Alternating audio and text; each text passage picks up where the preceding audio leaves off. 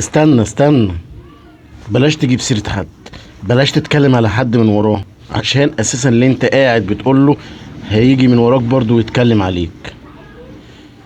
إيه، حط في اعتباركم ان في ربنا سامعك وشايفك. ربنا موجود، موجود وبيحاسب الكل. يعني كما تدين تدان يا ابن ادم ولو بعد حين. يعني تعرف ان انت زي ما بتعمل في الناس او زي ما بتسمع وتقول عن الناس، الناس هتيجي تقول عليك في يوم من الايام، مش لازم دلوقتي. واسمع ان هي كده ضايلاك. يعني حتى لو ما سمعتهاش عنك هتسمعها عن اهل بيتك، لو ما سمعتهاش عن اهل بيتك هتسمعها عن حد في حد يخصك.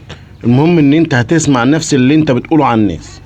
بمعنى ما تجيبش سيرة حد، ومش كل اللي تسمعه تصدقه. اسمع اللي بقولك عليه، والله مش كل اللي تسمعه تصدقه.